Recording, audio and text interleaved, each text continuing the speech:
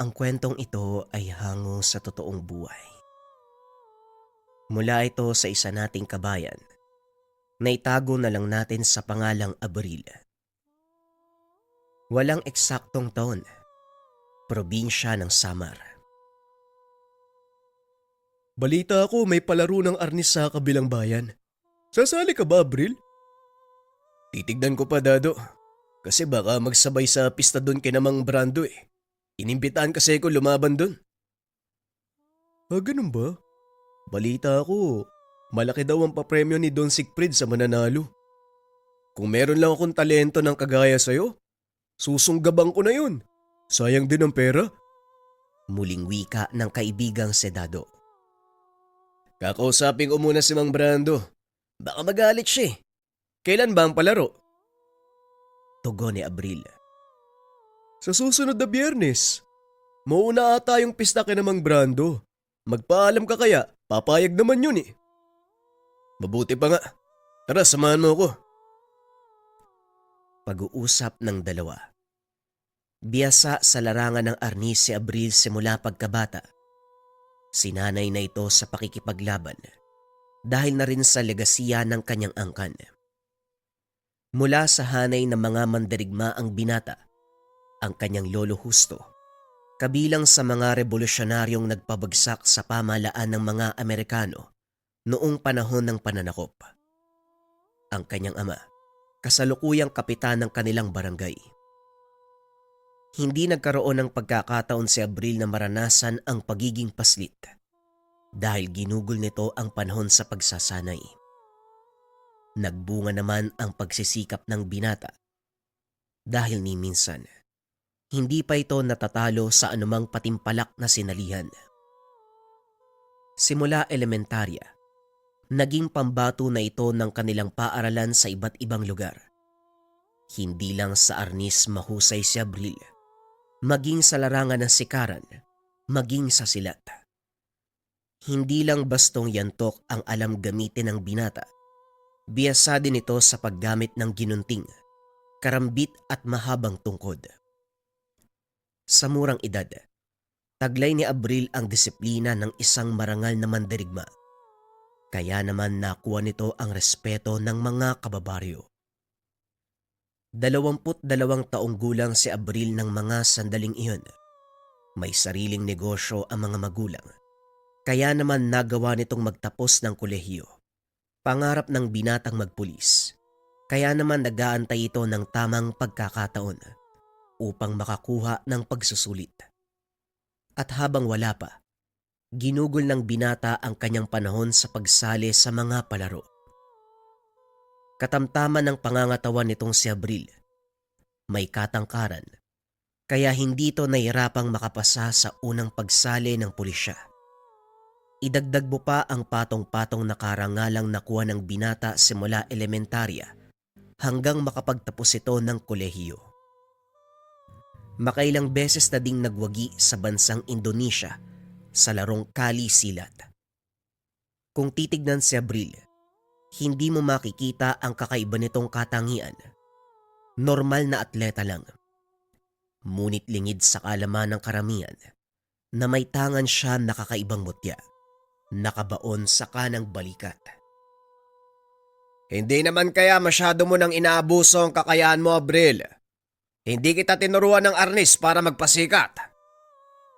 Wika ni Mang Brando. Hindi naman po, Manong. Wala naman kasi kung gagawin eh. Sayang kung tatambay lang ako sa tindahan. Pakiramdam ko kasi pumupurol na ako habang nagtatagal. Saka tignan mo, tumutubo na yung taba ko sa tiyan.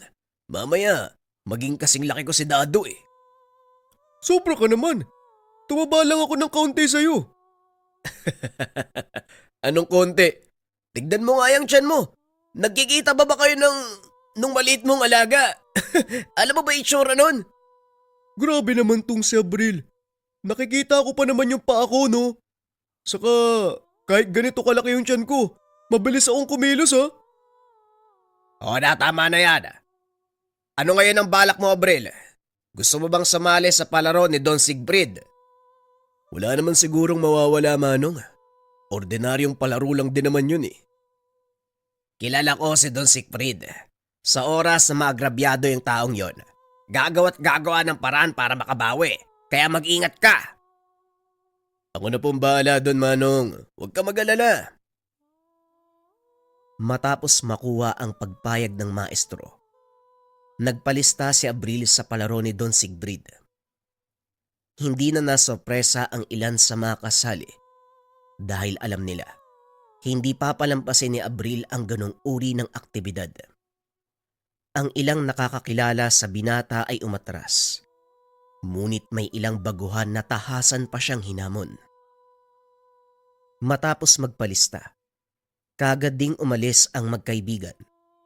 Habang naglalakad palabas ng lugar, nakasalubong nito ang isang binata. Dayo mula sa syudad.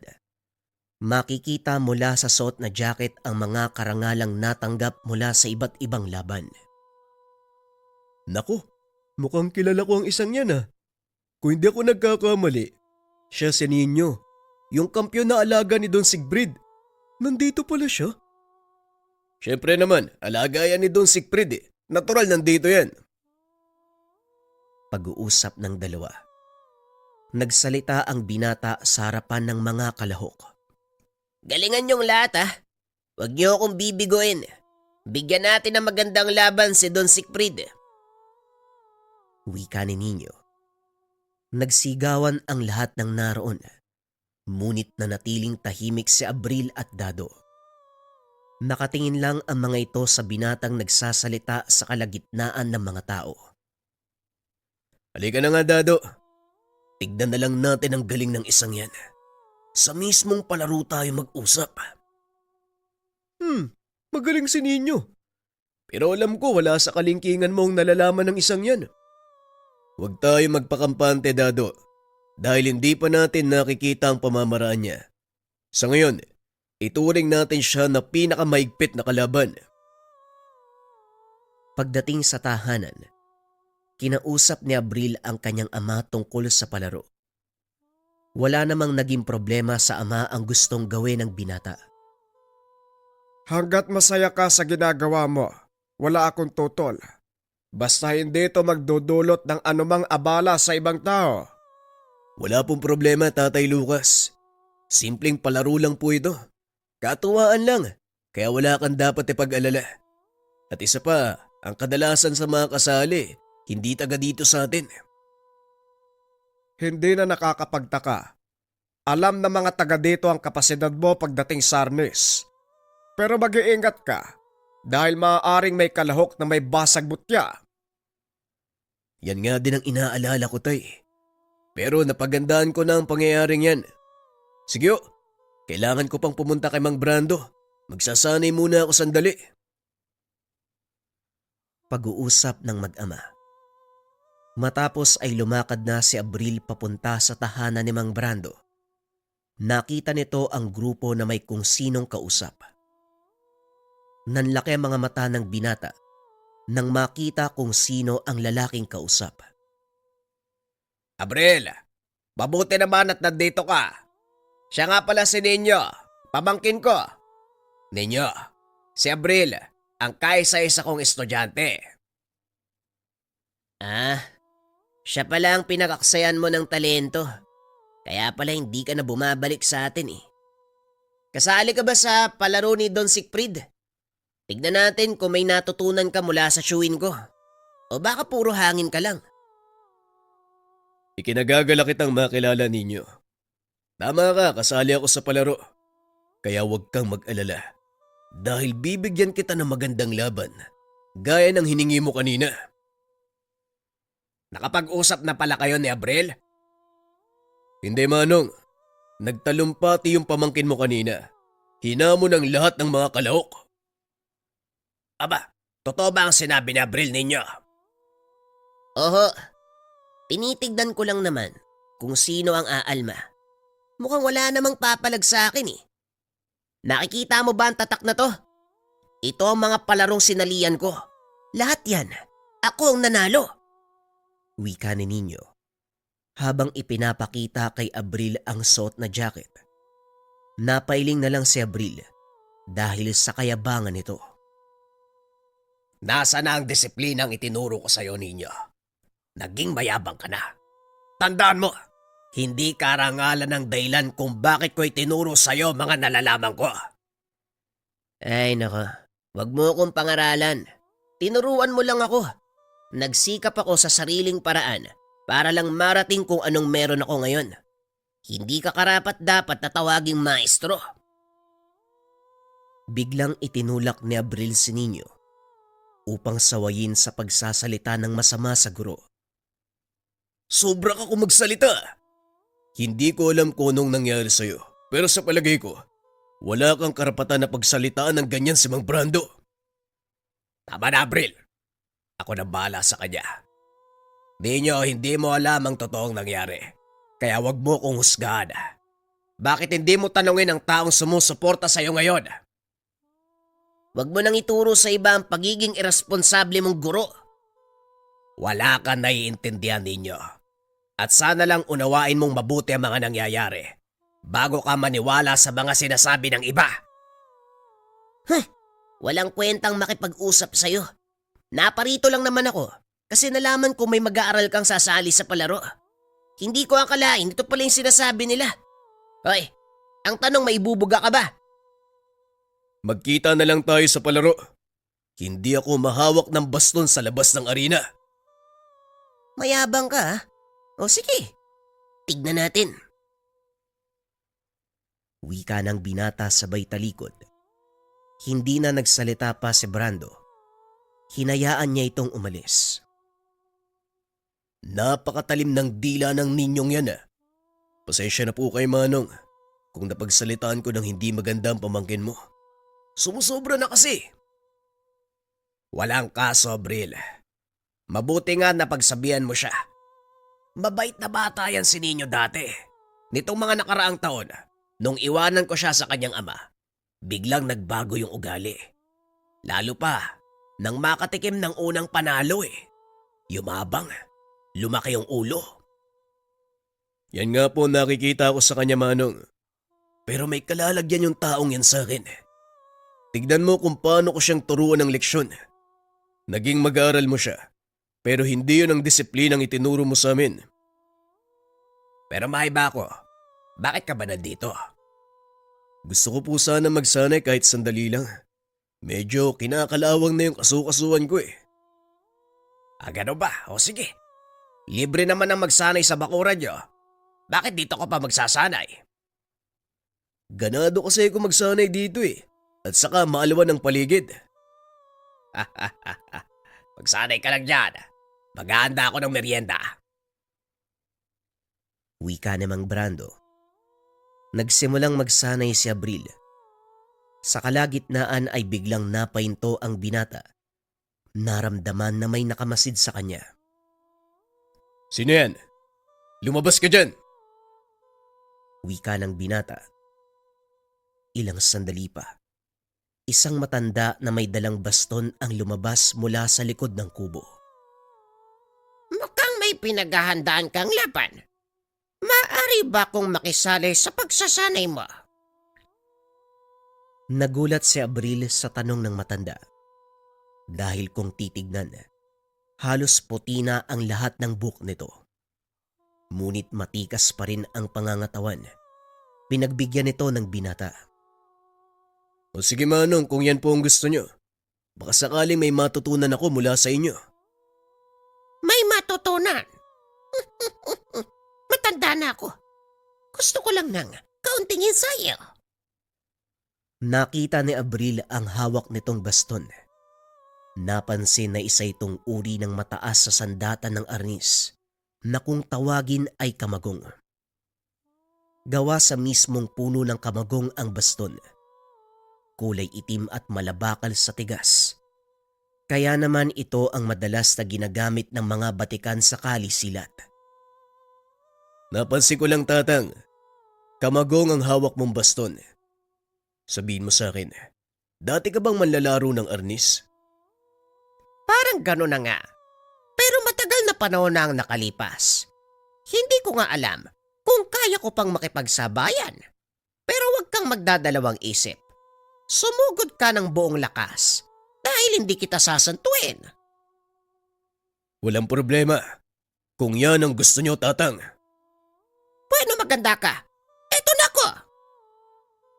Biglang humataw ang matanda. Laking gulat ni Abril dahil tumalsik ang hawak nitong baston. Tinignan ng binata ang matanda. Nakitang nakangiti lang ito habang paikot-ikot ang baston sa kanang kamay. Sa isip ni Abril, dahil lang ito sa tigas ng hawak niyang baston, masyadong nakumpiyansa, kaya naman hindi nito hinigpitan ang hawak sa sandata. Pasensya na po, Manong. Higpitan ko ang hawak sa baston ko. Muling sumugod ang matanda at gaya ng unang pangyayari, nabitawan na naman ni Abril ang sandata. Ano ba yan? Bakit lagi mong nabibitawan ang baston mo? Kung sa totoong laban, ilang beses ka nang napaltokan ng kalaban mo? Muling dinampot ni Abril ang baston. Sa pagkakataong iyon siya naman ang sumugod. Sinalo ng matanda ang baston gamit ang kamagong. Pinilipit ang sandata sa braso ng binata, dahilan para mapalo dito at mabitawan ng baston. Mukhang kulang ka sa pagsasanay. Yan ba ang istilong ginagamit mo sa laban? Hindi ka mananalo, bata. Mas malakas ang katunggali mo. Magsanay ka ng gusto kung ayaw mong maiwan sa tabtaban. Binitawan ng matanda ang kamay ni Abril. Narinig nitong tumatawag si Mang Brando. Halika na! Merienda ka muna! Anong ginagawa mo? Saan nanggaling yung dalawang baston na kamagong na yan? Ang alin? Anak na... Teka, nasan yung matandang yun? Matanda! Mag-isa ka lang nakaload dyan kanina pa. Tumayo ka nga dyan! Adi ka ba? Hindi, Manong. Seryoso ko. May matanda akong kasabay na nagsasanay dito. Kaya ako nakaluhod dahil nagawa niyang pilipitin ang braso ko. Seryoso din ako. Mag-isa ka lang na nagsasanay. Para kang nakikipaglaban sa hangin. May palhod-load ka pa. Napagtanto ni Abril. Hindi nakikita ni Mang Brando ang matandang nakatunggali. Hindi ko malaman eh. Bakit hindi mo nakikita yung matandang sinasabi ko? Bago ka dumating, hawak-hawak niya yung kamay ko. Ay nako, ang mabuti pa kumain ka na lang. Eto nilagang kamote at mainit na kape. Habang kumakain ka dyan, amin na nga yan munang baston na yan. Saan mo ba nakuha to? Ngayon ko Teka, pamilyar yung baston na to ah. Sadali lang, may kukunin ako. Dali-daling tumakbo si Mang Brando papasok ng tahanan. At nang bumalik, dala niya ang larawan ng isang matipunong lalaki. May hawak na 2 itim na baston. Katulad ito ng sa kanya.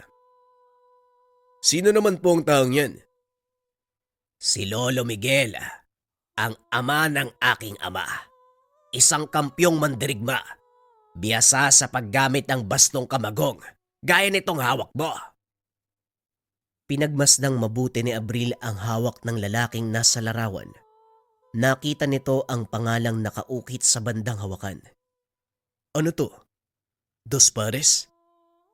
Pinagmasdan ang hawak na baston. Nakita ang mga katagang nakaukit.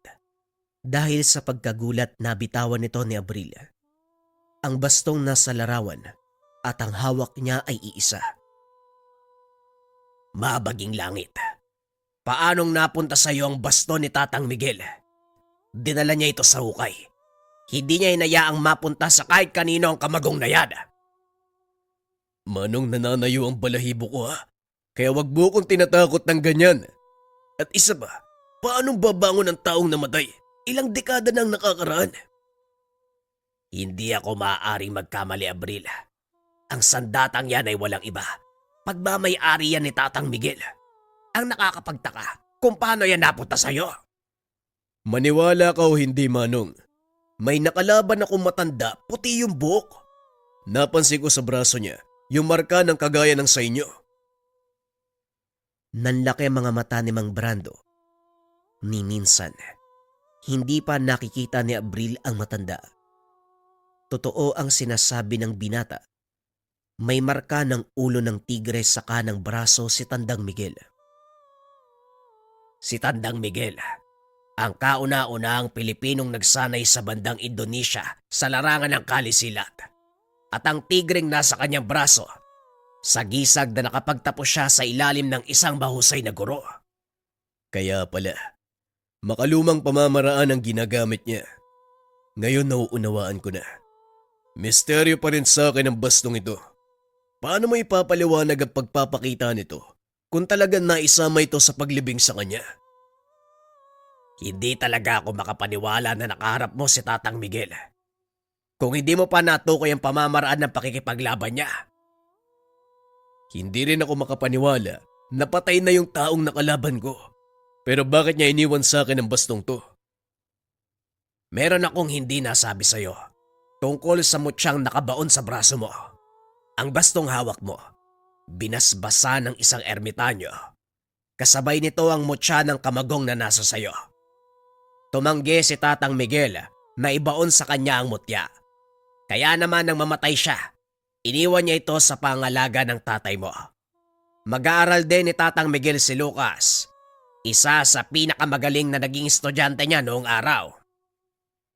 Hindi nakakapagtaka, pero bakit iba ang estilo ni tatay sa pakikipaglaban? Hindi pare-pareho ang estilo namin. Iba ang itinuro sa kanya, iba din ang sa akin. Sa ganung paraan, kung sakaling magkaroon man kami ng mga mag-aaral, madaling matukoy kung sino ang nagturo at kung ano ang estilo. Mas naiintindihan ko na ngayon. Kaya pala, malayo ang pamamaraang ginagamit ni tatay kumpara sa'yo. Pero pareho lang ng konsepto. Isa lang ang pinag-ugatan nito. Yon ang kalinangan ng arnes. Maaaring nadagdagan lang ito. Ngunit iisa pa din ang puno. Ano naman ang kakayahan ng baston? Papalabasin ito ang totoo mong kakayahan. Makikita mo sa oras na mapalabang ka. Iniiwasan ko pa naman na makalaban si Ninyo. Pero wala eh. Parang sinadyang makarap ko siya. Masyadong mapasok si Ninyo. Dahil na din sa mga napagdaanan niyang pagsasanay at natikmang tagumpay.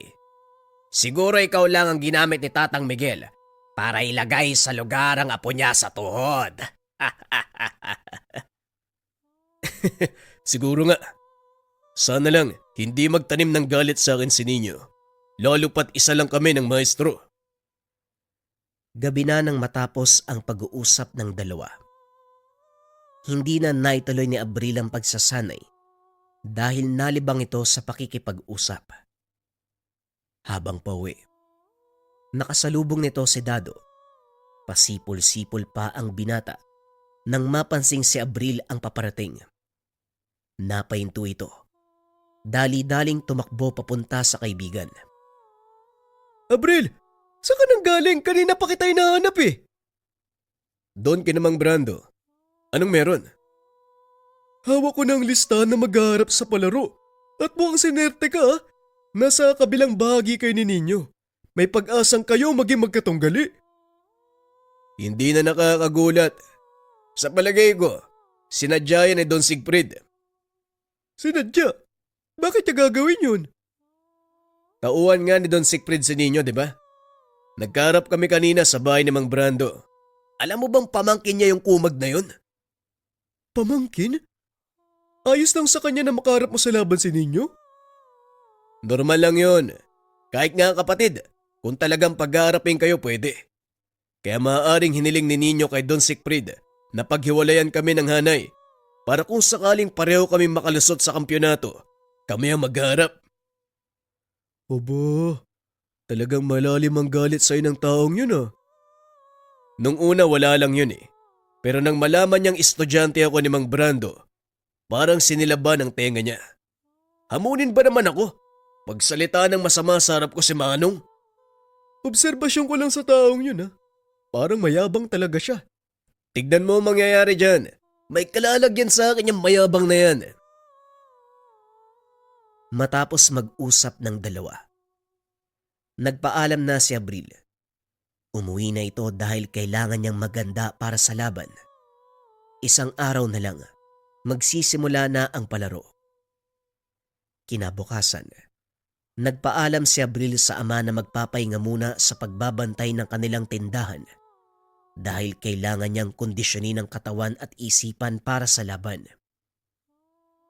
Handa ka na ba sa laban mo bukas? Pasensya ka na, hindi kita masasamahan. Abala ko sa tindahan eh. Walang problema, tay. Naiintindihan ko. Naroon naman si Dado sa Mang Brando. Gusto ko din sanang panoorin ang laban mo eh. Pero wala kasing tatao dito sa tindahan. Pasensya ka na ha. Unang beses na wala ako sa laban mo. Ano ka ba naman, tay? Wala kang dapat alalahanin, kaya ko yan. Ipanatag mo ang kalooban mo. Mananalo po ako. Pag-uusap ng mag-ama. Kinabukasan maagang sinundo ni Dado ang binata. Nang makarating sila sa pagdadausan ng palaro, marami ng tao ang naroon. Mukhang marami ang manunood ngayon ah. Kinakabahan ka ba, Abril? Medyo, pero ayos lang. Hindi naman maiiwasan ang kabahan eh. Pero kaya ko yan. Ako pa ba? Yan ang gusto ko sa'yo eh. Kung sa bagay, kahit sa nasyonal na palaro, hindi ka nagpapakabog, di ba? Dito pa kaya? Habang papasok ang dalawa, tinawag ang mga ito ni Mang Brando. Nauna pang dumating sa kanila ang Ginoo. Ang tagal nyo namang dumating. Ano, Abril? Handa ka na ba? Handa na, Manong. Pero kinakabahan lang. Mawawala din yan. Tandaan mo, hindi basta-basta ang kakayahang taglay ni Ninyo. Mahusay siya sa lahat ng larangang alam mo. Maaari niyang gamitin sa iyo ang mga natutunan mo. Oo, Manong. Napag-isipan ko na din yan eh. Napagandaan. Lalo na nang malaman kong pamangkin mo siya. Huwag kang mag-alala. Alam ko ang gagawin. Magaling. Halika na. Ilang minuto na lang magsisimula na ang palaro. Marami ang mga kalahok na dumating. Nakita mo ba si Ninyo? Hindi pa. Pero siguradong nandyan lang yan. Nagbamasid. Pag-uusap ng dalawa. Maya-maya tinawag ang mga kalahok. Magsisimula na ang laban. Panglimang lalaban si Abril. At nang tignan nito ang listahan, nakita ng binata hindi si Ninyo ang kanyang katunggali. Napaisip ang binata dahil ang alam niya, sinadya silang ipagtapat. Tignan mo, Abril oh. Bakit parang hindi naman si Ninyo ang katapat mo? Yan nga ang pinagtataka ko eh. Ano kaya ang plano ni Don Sigfrid? Mukhang may hindi magandang mangyayari ah. Hindi maganda ang kutob ko, Abril. Ganon din ako, Dado. Kaya maging alisto ka. Kung ano man ang mangyari, sabihan mo kaagad si Mang Brando. Ang mabuti pa siguro, puntahan ko na lang siya, Abril. Mabuti pa nga. Hanapin mo si Mang Brando. Dali-daling lumabas ng arena si Dado upang hanapin si Mang Brando. Natagpuan niya itong nakikipag-usap sa isang lalaki. Nakaagad ding umalis nang makitang paparating si Dado. O anong nangyari? Bakit mo iniwan si Abril? Hindi po kasi maganda yung kutob namin ni Abril eh. Wala po sa listahan ng lalaban si Ninyo. Talagang hindi mo siya makikita sa listahan. Dahil nag-aantay lang si Ninyo kung sino ang mananalo at siya ang huling lalaban. Parang hindi naman yata patas yun, Manong. Pagod na sa laban ng mga kalahok. At kung sakaling manalo man si Abril, maaaring makita ni Ninyo ang kanyang mga galaw. Mas madali para sa kanyang manalo. Yan talaga ang plano nila. Sinisiguro ni Don Sigfrid na mananalo ang kanyang pambato. Magtiwala ka lang sa kaibigan mo. Alam niya ang gagawin. O sige po. Sasabihin ko po yan kay Abril ah. Teka, bakit ba nandito kayo sa labas? May inaabangan lang ako. Sige na, punta mo na si Abril. Muling bumalik si Dado. Ngunit hindi na siya pinapasok sa dinaanan, kaya napilitan nito na dumaan sa likod. Nadaanan nito ang dalawang lalaking nag-uusap. Narinig ng binata ang pangalan ni Abril, kaya huminto ito para makinig. Hindi naman kaya ako'y mapahamak sa gusto mong mangyari ninyo. Magtiwala ka lang kay Don Siegfried. Lumpuin mo si Abril at siguraduhin mong hindi niya na magagamit ang kanyang mga pa. Sa oras na masiguro natin ang panalo, malaking pera ang ibibigay sa'yo ng amo ko. Anuin mo yung titulo kung wala ka may lalagay sa lamesa nyo. Kung sa bagay, tama ka. O sige, ako bahala. Matapos mag-usap, kaagad naghiwalay ang mga ito. Napagtanto ng binata si Nino ang kausap ng isa sa mga kalahok. Nagtago naman si Dado sa likod ng haligi para hindi mapansin. Nang masigurong wala na ang mga ito, dali-dali na siyang pumunta sa kinaroroonan ni Abril. Oh, anong nangyari sa'yo, Dado? Bakit tumahangos ka? Delikado, Abril. Ikaw ang punterya ng mga manlalaro. Narinig ko eh. Nakikipag-usap si Nino sa isa sa mga kasali. Depensahan mo yung paa mo ha. Ang sabi ni Nino, dapat daw lumpuin ka eh, kahit matalo pa yung kalahok. Hindi pwede sa palaro na patamaan mo ang paa ng kalaban. Sigurado matatanggal yun. Walang pakialam sa titulo ang kalaban, Abril. Intensyon nila na lumpuin ka para hindi ka na makapagpatuloy sa laban. Maraming salamat, Dado. Maasahan ka talaga. Akong bahala. Dito ka lang. Ako na ang lalaban. Tumayo si Abril at dinampot ang baston. Matapos ay naglakad papunta sa gitna ng ring. Tahimik ang paligid. At nang pumasok ang kalaban, nagsigawan ang mga ito. Sa pagkakataong iyon, napagtanto ni Abril na kahit manalo siya sa laban, hindi pa rin papaboran ng mga hurado dahil luto ang palaro. Habang nag-aantay na magsimula ang laban, iniikot ni Abril ang tingin sa paligid upang hanapin ang guro. Nakita nito si Mang Barando, nakatayo sa gawing dulo. Kumaway ito sa kanya at sumenyas. Itinaas ang kanyang kanang kamay na nakaturo sa baba ang hinlalaki. Alam ni Abril ang ibig sabihin nito. Tumango ang binata at hinarap ang katunggali. Doon palang napatunayan ni Abril na totoo ang sinasabi ni Dado dahil nakatingin na sa mga paa nito ang kalaban. Hoy, huwag ka masyado magpalata. Tumingin ka sa mata ng kalaban mo. Napangiti ang lalaki. Ibinigay na ang hudyat sa pagsisimula ng laban. Kapwa sumaludo ang magkabilang panig. Nagsipaghanda. Unang atake pa lang, tuhod na ng binata ang pinunterya ng kalaban, ngunit hindi umalma ang tagapamagitan. Ayos ah. Ito ba ang gusto niyong laban? Tinanggal ng binata ang bagay na pumoprotekta sa kanyang ulo. Itinutok ang baston sa kalaban. Tanggalin mo ang mga nakabalot sa katawan mo. Dito natin malalaman kung sino talaga ang magaling. Sinaway ng tagapamagitan ang binata, ngunit itinulak niya ito palabas ng ring. Ibinibigay ko lang ang gusto niyong laban. Nais niyo kung pabagsakin. O sige, patunayan niyo na karapat dapat kayong gawin yun.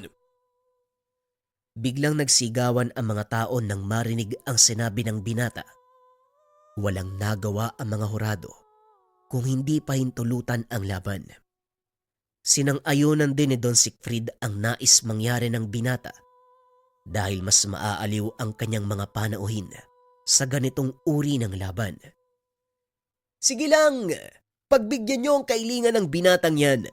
Magandang ideya ang gusto niyang mangyari dahil ito ang kagustuhan ng ating mga panauhin.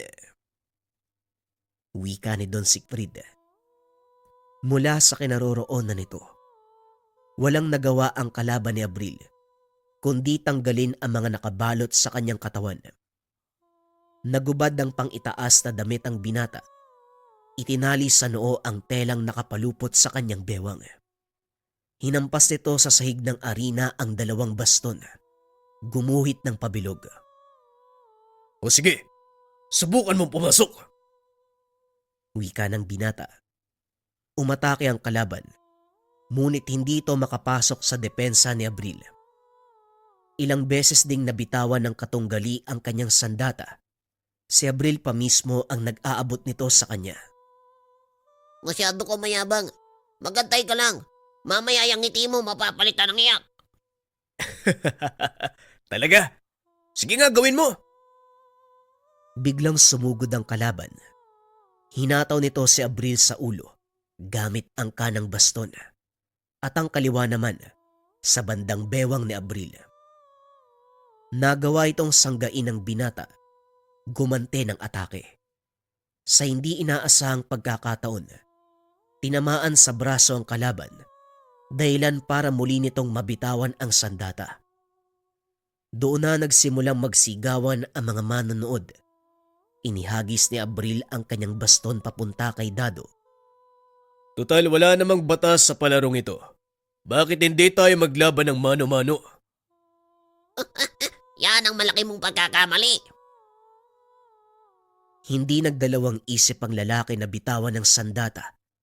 Sinugod niya si Abril. Sunod-sunod na suntok ang pinakawalan. Ngunit mabilis na naiilagan ni Abril ang lahat ng atake nang hindi umaalis sa pwesto. Isang suntok lang ang ginamit ni Abril. Napatras ang kalaban at napaluhod. Anong problema? Bakit parang hindi mo na yata kaya? Muling sumugod ang lalaki. Pinunterya ang paa ng binata. Hinayaan nitong tamaan siya. Sa pagkakataong iyon, napasigaw ang kalaban nang mabali ang kanyang binti. Dali-daling umakyat ang ilang kalalakian. Inalalayan nito pababa ng ring. Hinanap ng binata si Nino dahil alam niya nasa paligid lang ang katunggali. Nang matagpuan ay tinuro niya ito. Bumaba ka dito. Lumaban ka ng patas. Hindi yung gagamitin mo pa yung ibang tao para lang makalamang. Anong klase kang katunggali? Duwag! Wika ni Abril. Akmang bababa na sana si Nino. Pinigilan nito ni Don Sigfrid. Hindi pa ito ang tamang oras para magkarap kayo. Ngayong nakita mo na ang kakayahan ng binatang yan, siguradong mapaghahandaan mo ang susunod yung pagharap. Sa ngayon, hayaan mo siyang lasapin ng tagumpay. Bumawi tayo sa susunod. Oh, Don Sigfrid. Umalis na po tayo dito. Pag-uusap ng dalawa. Matapos ay lumabas na ang mga ito sa arena. Samantalang si Dado at Mang Brando umakyat sa ring upang alalayan si Abril. Ayos ka lang ba? Mabuti na lang hindi mo tinuluyan yung taong yon. Wala naman talaga akong balak na tuluyan siya. Gusto ko lang ipakita kay Nino na hindi uubra mga taktika nila. Kilala mo ko, Manong. Sa dami ng napagdaanan kong laban, hindi na bago sa akin ang mga ganong uri ng pandaraya. Kailangan laruin mo sila sa kanilang sariling laro. Habang tumatagal, lalo kang tumutuso, Abril. Pero sigurado ko, may plano ang pamangkin ko sa'yo. Yan po ang kailangan nating pagandaan. Pero kung ano man ang binabalak niya, sana lang walang madamay na ibang tao. Ayoko nang maulit pa ang nangyari ngayon. Habang nag-uusap ang dalawa, nakita ni Abril ang Don. Naglalakad papunta sa kanilang kinakatayuan. Binabati kita sa pagkapanalo. Hindi ko inaasahan na sasali ka pala. Pero mahusay ang pinakita mo sa laban. Huwag mo kong pakitaan ng pagiging ipokrito, Don Sigfrid. Alam ko ang plano mo. Pasensya na, pero hindi ako yung tipo ng tao na makikipaglokohan sa'yo. Masyadong mainit ang ulo mo. Naparito lang ako para batiin ka at balaan. Ingatan mo ang talas ng dila mo. Baka dyan ka mapahamak. Pinagbabantaan niyo po ba ako? Hindi kita pinagbabantaan. Pinag-iingat ka lang. Dahil siguradong mangyayari sa'yo ang lahat ng sinasabi ko. Matapos magsalita, umalis na si Don Siegfried. Lalo namang nanggigil si Abril. Ramdam ito ng dalawang kasama.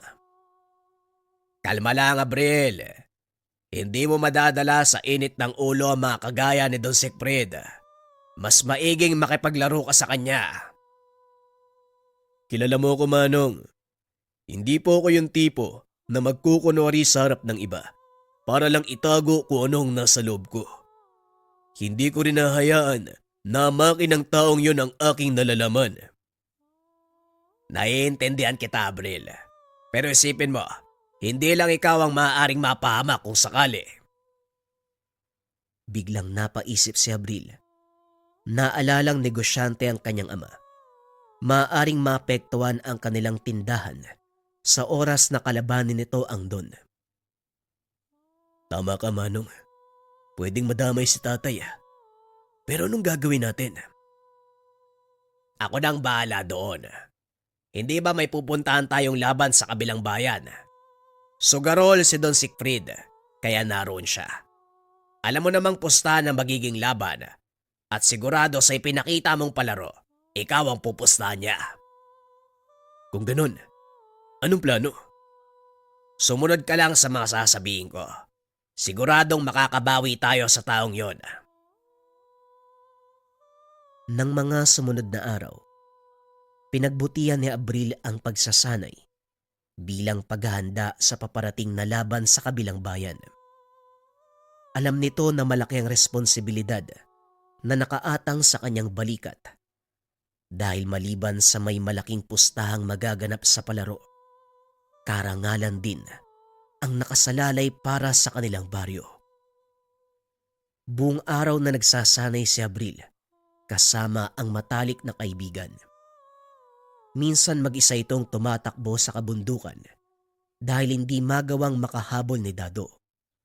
At dito, muli niyang nakausap ang matanda na nagbigay sa kanya ng bastong kamagong.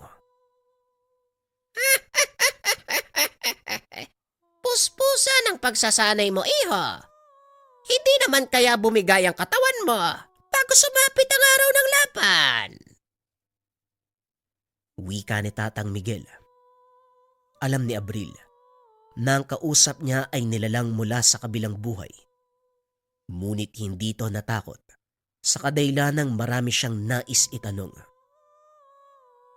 Kailangan ko pong magsanay ng gusto. Dahil kung hindi ko gagawin ang bagay na yan, maaari ako matalo. Masadlak sa kahihiyan ng aming baryo. Ayoko mangyari yun. Nauunawaan ko. Minsan ko nang naranasan ng ganyang kabigat na pakiramdam. Isa lang ang masasabi ko. Hindi mo kailangan dalhin sa sarili mo ang lahat ng pasanin. Makipaglaro ka, gaya ng palagi mong ginagawa. Maraming salamat sa payo, Tatang Miguel. Kilala ko na po kayo.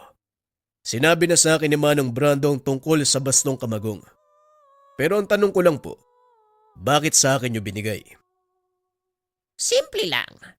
Dahil sa lahat ng mga henerasyong dumaan, ikaw ang nakitaan ng mutya ng kamagong ng kakaibang determinasyon. Ni minsan, hindi ka umurong sa anumang hamon, mapaarnis o totoong buhay. Hindi ako nagkaloob sa'yo kung hindi ang mutya ng kamagong. Yan mismo ang pumili ng kanyang magiging tagapangalaga. Ganun po ba? Maaari ko po bang malaman kung saan nagmula ang mutya ng kamagong at paano ito napunta sa inyo? Ang aking mga ninuno, nagmula sa hanay ng mga atimawang mandirigma. Noong kapanahunan bago pa man dumating ang mga mananakop, nagkaroon ng malaki at nakakatakot na problema ang kanilang nayon. Isang nilalangan ng gugulo.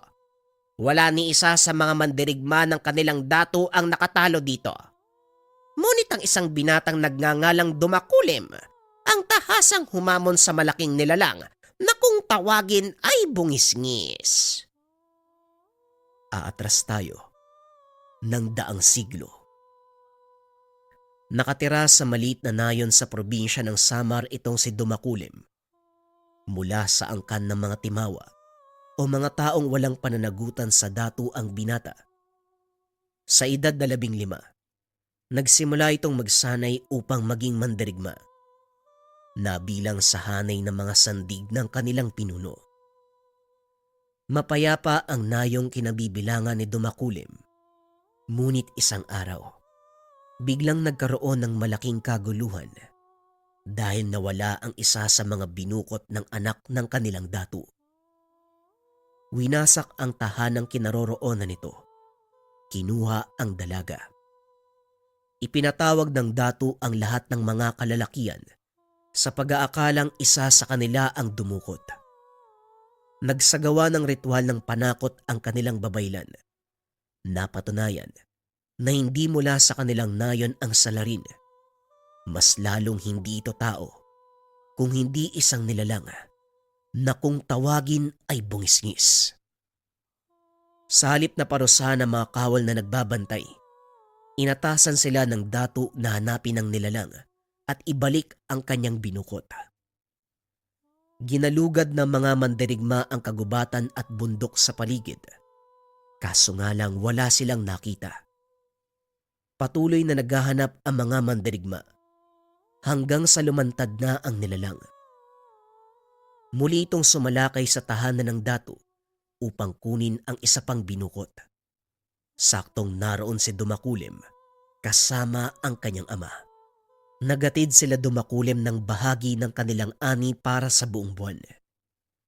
Habang nakikipag-usap sa datu, biglang nagsigawan ang mga tao.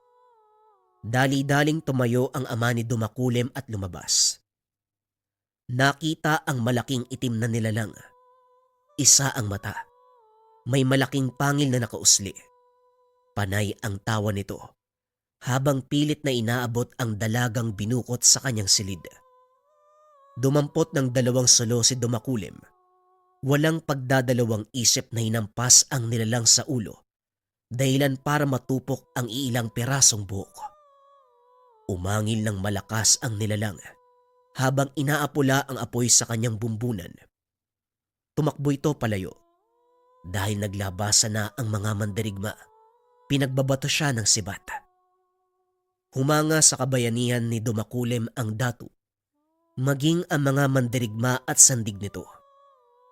Napag-alaman ng pinuno na nagsasanay ang binata bilang mandirigma. Nais itong mapabilang sa hanay ng mga sandig.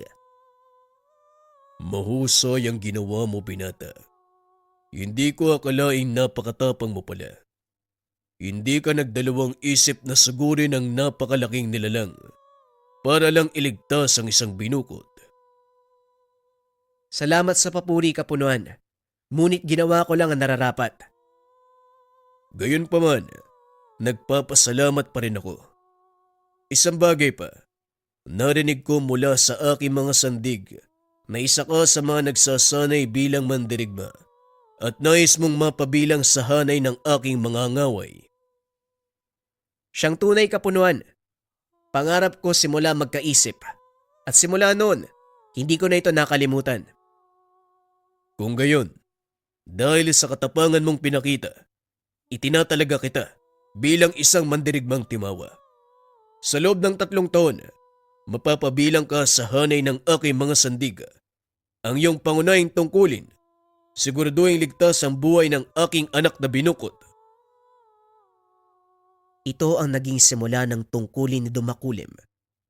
Sa pagdaan ng panahon, tumungtong sa tamang gulang ang binata. Napabilang ito sa sandig ng datu. Siya ang pinakabatang mandirigma ng mga panahong iyon. Ngunit ang katungkulan, kapantay lang ng ibang mandirigma. Naging mapayapa ang paligid.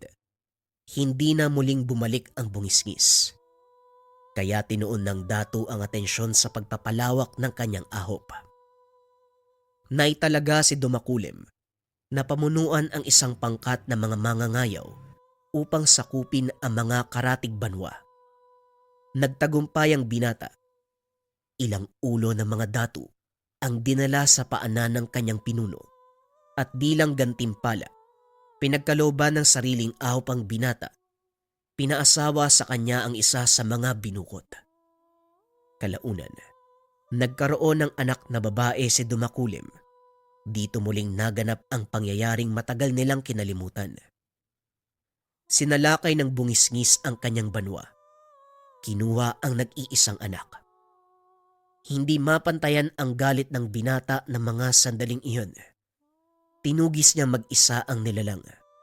Nagawa niya itong patayin gamit ang bastong gawa sa kamagong. Bagaman nagtagumpay sa misyon, hindi na nito nagawang bawiin ang anak dahil kinain na ito ng bungisngis. Simula ng araw na yon, isinumpa ng binata ang sarili, maging ang ginamit na sandata.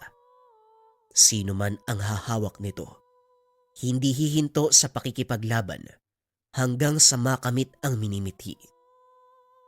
Kalakip ng tungkod ay ang batong pinag-alayan ni Dumakulim ng kanyang sariling kaluluwa. Isinumpang kailanman, hindi maaaring paghiwalayin ng tungkod, maging ang bato. Kalaunan ay tinawag na mutya ng kamagong. Pinagpasapasa nito ng kanyang henerasyon. Naging matagumpay sa buhay ang mga taong humahawak ng baston at mutya. Mapalarangan man ng palakasan o sa personal na buhay. Minabuti ng mga naunang humawak na baguhin ang masamang sumpa. Gamitin ito sa kabutihan hanggang sa sumapit ang termino ni Tatang Miguel. Balik tayo sa kasalukuyan. Hindi ako nagtagumpay sa misyon na ibinigay sa akin ng mutya. Kaya minabuti ko na wag nang ipasa sa iba. Dahil siguradong mapapariwara ang buhay nila kagaya ng sa akin. Ngunit hindi ako pinapatahimik ng mutya hanggang sa mahanap ko ang karapat-dapat na magmay-ari sa kanya.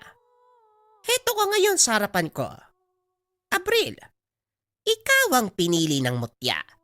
Kaya pakiusap, ituloy mo ang sinimulang kong misyon. Misyon, Tatang. Patay na ang bungisngis, hindi ba? Bakit kailangan niyo pang ipagpatuloy ang misyon?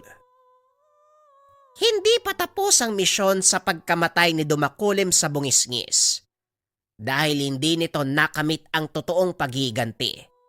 Kagaya ng mga henerasyon na dumaan, patuloy na nabuhay ang diwa ng bungisngis sa katauhan ng ibang tao. Yun ay walang iba, kung hindi ang katunggali mong si Ninyo. Teka, sandali lang, Tatang. Sinasabi niyo ba ang reinkarnasyon ng bungisngis ang pamangkin ni Mang Brando? Oo, Abril. Yun ang katotohanan. Bagay na hindi binanggit sa iyo ni Brando. Sa takot na mawala ang respeto mo sa kanya bilang guro at isipin mong masama siyang tao. Araw-araw ipinagdasal ni Brando na hindi dumating ang panahon na magkaharap kayo ni Ninyo dahil yun ang magtatakda ng katapusan ng isa sa inyo. Malawak ang pag-unawa ko sa mga bagay-bagay, Tatang. Kailanman hindi mawawala ang respeto ko sa aking guro. Nauunawaan ko na ngayon kung bakit siya nagpupursiging maturuan ako at ipasa sa akin ang lahat ng kaalaman niya. Dahil alam ni Manong Brando na darating ang araw na magkakarap kami ng kanyang pamangkin. Pag-uusap ng dalawa. Dito napagtanto ni Abril na siya ang naging kinakatawan ni Dumakulim. Simula nang ipasa sa kanya ni Tatang Miguel ang baston at nang ibaon ni Mang Brando ang mutya ng kamagong sa kanyang katawan. Matapos ang pag-uusap, nagpaalam ang binata sa puntod ni Tatang Miguel. Bitbitang pangako na tuluyan ng wawakasan ang daang siglong sigalot ng isang tao at isang engkanto na naghahangad ng paghiganti. Kinabukasan, maagang naganda si Mang Brando.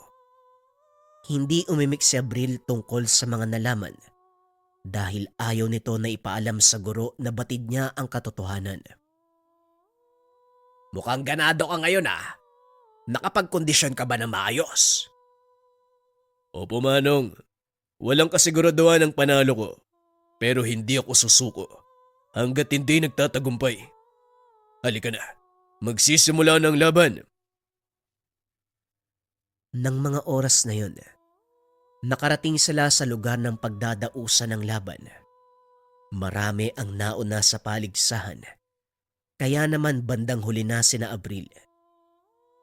Habang nag-aantay, hindi maiwasan ng binatang pakiramdaman ng paligid. Alam ni Abril, ang pagpunta pa lang sa lugar ay isang malaking pagkakamali. Baluarte ni Don Siegfried ang arena, kaya halos lahat ng naroon ay pabor sa kanya. Nagpatuloy ang laban ng mga kalahok hanggang sa dumating ang pagkakataon ni Abril. Naunang umakyat si Nino. Nagsigawan ang mga tao nang itaas nito ang kanyang baston. Panahon na, Abril. Umakyat ka at ipakita sa kanila kung sino ka. Wika ni Brando. Huminga ng malalim si Abril. Marahang umapak sa baitang paakyat sa ring. Nilingon ito ni Nino. Nginitian. Biglang nag-iba ang mukha ng binata. Nakita ni Abril ang imahe ng bungisngis. Tumawa ng malakas si Nino at nagsalita. Siguro naman, alam mo na ngayon kung bakit ka nandito. Hindi lang basta paligsahan ang laban. Ngayon ipapamalas ko sa iyo ang aking paghiganti sa ginawa ng angkan mo sa akin. Wika nito. Biglang nagdilim ang paningin ni Abril. Alam nito sa sarili na nawalan siya ng malay. Nagulat si Mang Brando. Dali-daling umakyat ng ring. Habang si Nino, pinagtatawanan ng binata sa pag-aakalang hinimatay sa takot. Abril! Abril! Ano nangyayari sa'yo? Huwag kang mag-alala. Hindi nawalan ng malay ang mag-aaral mo. Ako ang humalili sa kanya para ipagpatuloy ang laban namin ng bungisngis. Nanlaki ang mga mata ni Brando nang marinig ang boses ni Abril. Alam niya na hindi ito ang binata. Sa pagkakataong iyon, kampante si Brando na mananalo sa laban. Tio Brando, ilabas mo na yung alaga mo. Hindi na siya makakalaban, tignan mo. Naimatay sa sobrang takot. Hindi na sumagot si Brando sa pangungutya ng pamangkin. Sa halip inalalayan nito si Abril na makatayo. Dumakuleb. Kung ikaw man ang nasa loob ng katawan ng estudyante ko, nagpapasalamat ako dahil dumating ka. Malaki ang tiwala ko. Wawakasan mo ang mahabang panahong sigalot na ito. Ako nang bahala, Brando. Tumabi ka. Magsisimula na ang totoong laban. Umatras si Brando. Marahang tumayo si Dumakulem na noon ay nasa katauhan ni Abril. Tinignan nito si Nino. Nabura ang ngiti sa mukha ng binata. Sa wakas, nagising ka din. Mandirigmang Dumakulim. Alam mo ba kung gaano katagal ako nag-antay? Hindi ko pinatay ang binatang yan dahil alam ko na nananahan ng kaluluwa mo sa katawan niya. Ngayon tatapusin na kita. Makakamit ko na ang paghiganti. Pag-iigante. Ako ang may karapatan na gawin ang bagay na yan dahil sa kamatayan ng aking anak sa kamay mo. Biglang dumilim ang paligid. Sa paningin ni Brando, nasa ibang dimensyon ang dalawa. Ngunit sa paningin ng karamihan, pangkaraniwang laban ang nagaganap. Biglang sumugod si Nino. Sinalubong naman ito ni Abril. Nagpalitan ng hampas ang dalawa. Walang nagkakatamaan dahil kapwa mahusay sa larangan ng arnis ang dalawang panig. Nagpatuloy ang laban hanggang sa mabitawan ni Nino ang kanyang baston. Wala nang silbi kung gagamitin ko pa ang baston. Itinapon ni Abril ang baston. Sinugod si Nino. Isang malakas sa suntok ang pinakawalan, dahilan para tumilapon ang katunggali. Napiko ng gusto ang binata, kaya tinanggal nito ang pangproteksyon sa katawan. Ganon din ang ginawa ni Abril. Muling nagsalpukan ang dalawa. Nagpalitan ng mga atake. Rinig sa paligid ang tama ng bawat suntok at sipa. Nayayanig ang isa't isa sa bawat paglapat ng kamao sa kani-kanilang mga katawan. Hanggang sa mapuruan ni Abril Seniño nang tamaan nito sa panga. Bumulagta ang binata at natagalan sa pagbangon. Sa pagkakataong iyon, dinampot ni Abril ang kanyang baston. Nilapitan ang katunggali. Sabay hataw nito sa kanyang ulo.